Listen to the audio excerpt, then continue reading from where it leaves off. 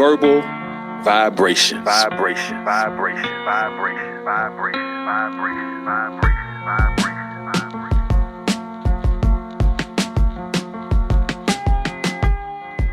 Hello. Ladies and gentlemen, welcome to Verbal Vibrations, powered by the KUDZUKIAN Network. I am your host. You could call me Mr. Speaker, because see, I'm a knowledge and light seeker. Grab a seat or stand, but listen so we may be heard. KUDZUKIAN has the mic, and Verbal Vibrations has command of the spoken word. So pay attention, for gaining knowledge is wise. Not knowing the truth or being ignorant is what we despise. Just relax with Verbal Vibrations and things will flow just right. This poetry will hit you between the eyes and play with your mind all night. We are excited to bring you some of the best writers, MCs, poets, speakers, and artists you have ever heard. So come experience this spoken word, which is the first form of communication, actually. Come, watch our thoughts move to reality. So today, our guest is 13th of Nazareth from the Virginia area, 757 Virginia area, now living up in the DMV, a dynamic poet, host, speaker, MC. So hold on to your seats. When we come back out of this break, I'm going to bring to you Mr. 13th of Nazareth. 3. Entering into 40, I still had the same 30 and below confidence. B. In a bar, in your own home. C. You just feel unseen. And it's like, wait, what happened? Like 2 days ago, I was the 3BC. 3 Black Chicks on the KUDZUKIAN Network. KUDZUKIAN! Welcome back to Verbal Vibrations. Today we're here with Mr. 13th of Nazareth, a 757 DMV poet. I say 757 people. That's the Hampton, Newport News area of Virginia. And the DMV is DC, Maryland, Virginia, that area. So this poet runs all through that area doing poetry. Oh, actually all over the world, really. So how you doing, 13? I'm all right, brother. And yourself? Man, I'm so glad to have you on this mic, because you're my boy, man. You're my guy. So I appreciate the invitation.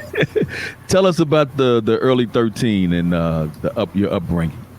Well, I was raised by my grandmother up until her passing when I was 13, and then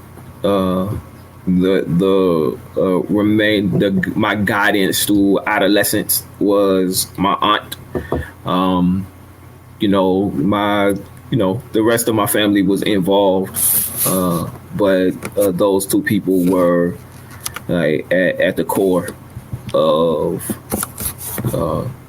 my learning how to be myself. That's amazing. About 13 years old, you had lost, your mother and your grandmother. Oh my God. So yeah. So tell us about, and I just think it's beautiful the other women, just stacking arms and pulling, taking care of you like that. What brought you to poetry? My cousin.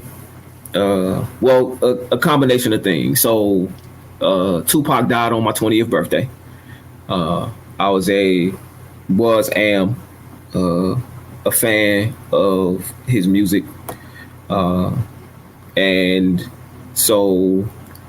shortly thereafter, my cousin and this guy we both knew they started rhyming and tried to convince me to join in, to be a part of it. And it ain't work out that well, because I was like, nah. They was like, come on, man, just try it. I was like, nah, I'm gonna listen. And then, after a few glasses of liquid encouragement, I figured I'd jump in and give it a shot. And so I did, and it was it was a double-edged sword. In my recollection, I was horrible, but there was a feeling of release that came with the attempt, and I just wanted to pursue that further. Right. Yeah, I understand. I completely understand that. Tell us, what is your poetic muse? Like, what inspires you to write? I really want to understand the spirit of things, like the essence of the things that I am writing about, or things that have happened to me, right? So I always aim to express my understanding of the spirit of the subject at the time, regardless of what it is that I'm writing about. Okay. Well, how about you give us one of those poems then, brother, so we can hear what you've been writing about. All right. So they tried to play me, say my poetry is too deep to entertain. I reject them into aim like a marksman, pick a target, take position, hit your brain 500 yards away running. They say I should scale it back. The only thing I heard was dumb it down, man. I'm down for whatever. Tactical advance makes my artistry advance. Playing stupid is just stupid. There's no big enough advance. You can pay me. I mean, you got to pay me what I'm worth. But my caliber of work wouldn't lessen if you paid me every dollar on earth. So I'm a poet and I know it. To this process, I am open. I am flower during photo synthesis. Picture this, me combining religion with science as peers in both fields, do a lot of hissing and sighing, denying the possibility that what I'm doing can be done. Enjoy yourselves. My maneuvers are not for people who avoid themselves. This is me taking life by the horns on the head of the fallen angel. I chase the sun of the morning. Out of here, I levitate when I'm performing. I never seen it, but I know I am a phoenix. Rising from the ashes of my self-destruction. I was criminal-minded. This is my boogie down production. My flow is God's body at a molecular level. I write heavy. The pressure's too much weight for a devil to try and carry any of it over a threshold. By the time hell hears, this will just be an echo. My style is long gone with the winds of change. Life is a breeze that I live in the eye of a hurricane. Egotistical, nah. Maybe just weather vane on a street corner with more illusion than David's Blaine and Copperfield. Make a plane disappear, not the flying machines, but X, Y, or Z, because multiple dimensions are the thing. And statistically speaking, the mathematics are supreme because the language has a language of its own. You're using it right now to make sense of the poem. And if a person doesn't know what a comma is supposed to mean, there's a possibility that they won't pause for anything. I am living like a run-on sentence with freestyle syntax. Everybody reads me different, even though my content is specific. I'm open to interpretation. I get lost in translation. My communication be communicating. It's like I'm writing for the coldest winter ever. It's like I'm writing for the coldest winter ever. Every statement dressed in layers. My double meanings got double meanings. Exponential entendre. I be doing algebra with English, calculus with ink. My trigonometric prayers move the bishops and the heathens. Measure scripture with the ruler. You can count the centimeters. How many messages and messengers has the Most High sent to meet us on this path? Where we all between Jesus, Judas, Caesar, Brutus, blood on the blade as we die a slow death in our murderers parade around in our clothes. They want in a dice game. I had friends cast lots. On the moments of my shame, I had enemies cast lots. On the moments of my shame, I had strangers cast lots. On the moments of my shame, it distracted from my purpose. Have you not been entertained? Yes, we have been entertained. And I love that poem. Thank you. Thank you. Mr. 13th of Nazareth from the DMV and the 757 area of Virginia, in DC, Maryland, Virginia, and DMV. That was a great poem. We're going to take a short break, and we're going to come right back with more Mr. 13th of Nazareth. Black Nerd Power. I love games, board games, comics, beautiful things that portray black girls as soft and whimsical and cotton candy flowers. And so that is what I bring to the show, as well as cuss words for these raggedy when they need them. Oh my Such goodness. as this raggedy that we getting ready to introduce you to right now. Oh my this red goodness. fox looking, Oh. this bald head, confident talking about Richard Douglas Jones.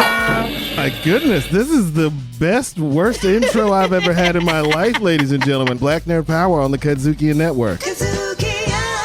Welcome back to Verbal Vibrations. We are here with 13th of Nazareth, and he just delivered a poem that was asked, have you not been entertained? And we were definitely entertained. So talk to us about your process in developing a poem, or is there such thing as a process? So I think that there's definitely a variety of ways by which poems can develop. But it's like the statement about a picture being worth 10,000 words, right? It's a matter of where the angle that the inspiration strikes. If sometimes I'm just inspired to start writing, like I don't have a particular point in mind. I just, I'm in the mood to write, and a stream of words will just come. Other times there is a subject that I want to write about. And so I will, process that. And, sometimes I'll be out and about, I'll hear something. And it will inspire, right? It'll be something that someone says or something that I see, and that experience in that moment will be kind of like the flint, which sparks the inspiration that I wasn't intending to create anything, but inspiration showed up, and when it does, I make all efforts to be obedient to it. Okay, so I do have a real hard personal question to ask you. What's up? So you ready? How is it to be married to another poet who's killing you in the game? How is that? So I think that if I were, ego driven in the sense of needing to, I'm just joking. I know. She's great people, but you do handle it well. You handle it well because she's doing things. Yeah, I mean, the thing is, so to get beyond all of that, right? It's easy, because I want her. I want her to win, right? The things that she's doing, I want her to be as visible and successful. But I know that it's the brothers that we walk next to that look at their spouse and don't want them to win. Like, I don't bruh. You and we way past that. It was a joke for me because I love both of y'all. So it's like, how does the team win? How does one person on the team win and both of us not win? That's crazy. For sure. So how about we'll do a poem, and then we're gonna come back talk about your hosting at a Bus Boys and stuff like that. So give us a poem, and then we'll come back with another question. Okay. So everywhere the watchers be watching every keystroke, claiming the analytics be necessary to provide better service. The benefits have been weighed, but is the cost really worth it? When the data you give away is immediately purchased by private corporations and public agencies, is it really paranoia or just a proven thing about the power structure and corruption that it breeds? Automatically, a tragedy was brewing in our midst. It was spoken of for centuries. Nobody gave a shit because the tech to pull it off simply did not exist. And now that it does, integrated deeply in our life, The convenience got us hoping that powers will treat us right. Although history repeatedly tells us different of the outcome. We really like posting pictures to show strangers what we have done and where we have been. Maybe we're addicted to the fame. Artificial as it may be, guess it helps to ease the pain. Temporarily, verily, though we walk through the shadow of death, of debt. How the hell we get paid and be dead broke next minute? Guess we live it in the future far as money concerned, and central banks literally got money to burn. Every penny we earn, beg, borrow, or steal, already owed to somebody for something and still. If we gave it all back, the nation would remain in the negative with creditors, impossible to change without system collapse. On some beef or vendetta, better get you a mask, better get you an axe, better chop you some wood, learn how to build a fire, grow your family some food, but that requires some land and some water that's clean, while the dye from our genes being pumped into streams. And we act like Fukushima is an isolated thing, as if water stays still, how much ocean could we freeze? And still live? Of course, that question's hypothetical. Can't freeze part of the ocean when the polar cap's melting and the ozone thinning and the seasons are shifting. Tornado Alley moving to the east.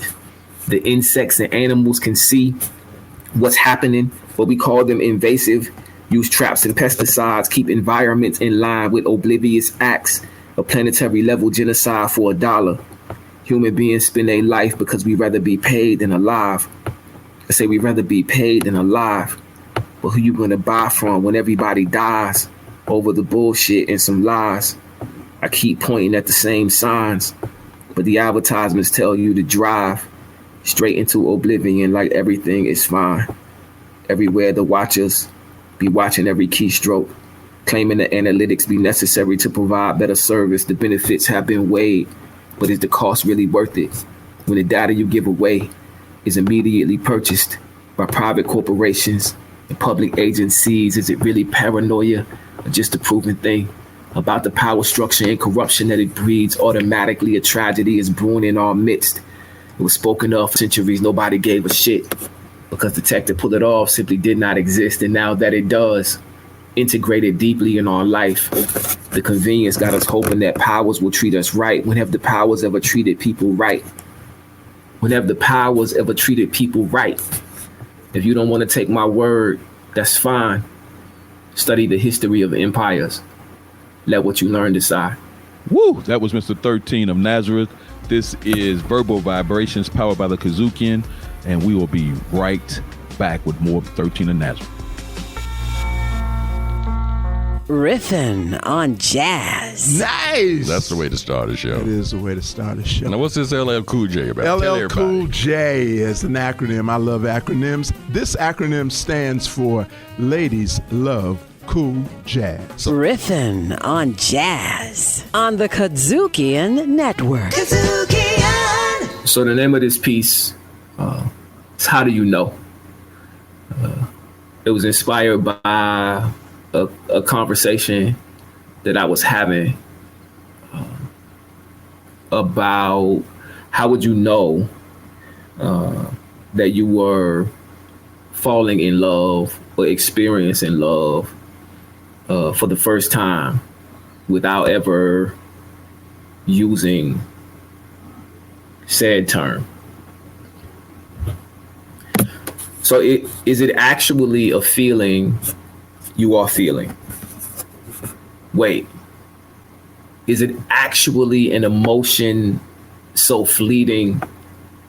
Wait, how can you describe what has no description the very first time it lives in your existence?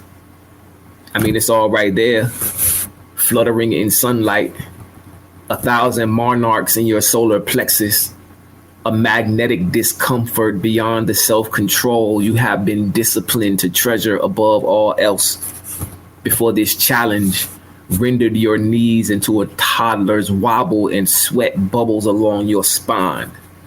What new exercise is this, wherein I am the weight I am trying to resist, but none of my strength can hold me back? So you come forward against your will into a warmth that produces chills. And you try to chill, but you ain't that cool.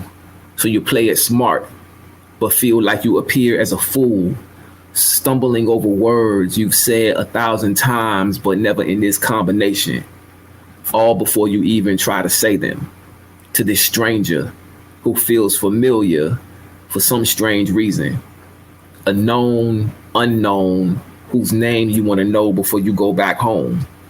And the hands of time are paralyzed. May be no second chances to grasp this minute that could be ours to share and transform into hours we share, locking eyes and looking away, trying to figure out the way across this galaxy forming in between the here and now.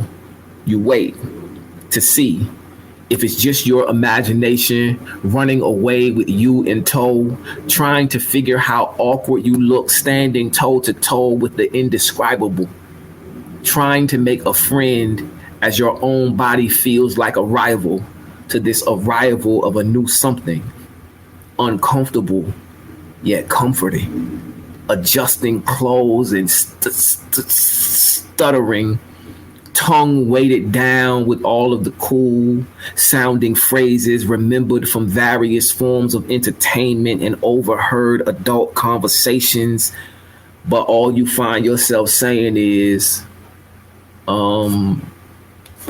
hey, fighting with the smile that overtakes your face. And yes, you actually look as corny as you think, but it's cool because of the honesty that corniness exudes, hoping the other person feels it too, at least enough to let you down easy if the interest isn't shared, although you really, really want the interest to be shared. Standing there inside a momentary forever, waiting for a reply to provide you an internal sigh of relief, a reason to continue to speak. Is this the beginning? Could it be? How will you and a me become you and me? Woo. Whoa. Bruh. Very, very nice. Man, you got your words, bro. I love you, man. I love it. Whew, thank you very much for that. And so where I'm at right now, there's a few more questions I want to get in before we lose this segment. Talk to me about, because I love your words, but I know that you would love to be a comedian. So talk to me about your connection, your poetry connection to comedy. So I have, so even in my bio, right, I put down that I have a dry sense of humor. I don't think that it always comes across as fluidly as I would like it to. But I have, that idea that laughter is the best medicine. I stand by that statement. Mm-hmm. The laughter has helped me heal in various ways over the course of my lifetime, just to be able to sit. I know when I was younger, I used to stay up late and like watching Comic View on BET. I remember the first time I saw Eddie Murphy, Delirious, Raw. The first time, yeah, man, saw Bill Cosby himself. Trying to remember it. I see Richard Pryor when I was young. They have a command of the audience like we do as poets. Yeah. So. Just seeing that ability to stand up in front of a room and like talk about things that oftentimes people are uncomfortable talking about, but to do it so effortlessly that you have a room full of people like laughing at your experiences because they can see themselves in those experiences. So one last question, and we're running out of time, is what negative stereotypes have you had to overcome with poetry?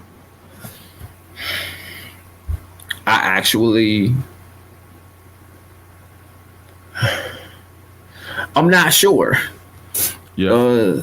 I'm not sure of what stereotypes I have had to overcome because my interest into the art form, I was, in terms of being on stage, I was in a space where people respected the art form, right? And so that was welcomed. And then being in places and encountering people, right, that have told me like they didn't like poetry, and then they heard me, right? So whatever the stereotype was that they had in mind, I overcame it before it was shared with me. Got it. Right? I said it behind your back, or you didn't hear it. Yeah. Right. So it wasn't said to me. It's been welcome. Okay. So this is Verbal Vibration. That is 13th of Nazareth, and I would like to let you know we'll be right back from after a short break, powered by the KUDZUKIAN Network. I'll play the blues for you. You've been dancing on this one. Listening to Blues in the Basement, powered by the KUDZUKIAN Network. This is our Chitlin Circuit Jams and I'm show. loving every minute of it. Drop that zero. Blues in the Basement. I'm Leon Gray. And I'm Cookie B. We'll be back with more of the show after this. Thrill is gone. Blues in the Basement, part of the KUDZUKIAN Network. The thrill is gone away. KUDZUKIAN. Thank you for listening to Verbal Vibrations, powered by the KUDZUKIAN Network. Today, our guest was Mr. 13th of Nazareth, and we had a great conversation about all things poetry, spoken word, stereotypes, and it was just a beautiful. Thank you for joining us. We look forward to you participating in another one of our shows coming up real soon. Thank you very much. Verbal Vibrations, hosted by James Mr. Speaker Sears, directed, produced, recorded, and distributed by KUDZUKIAN.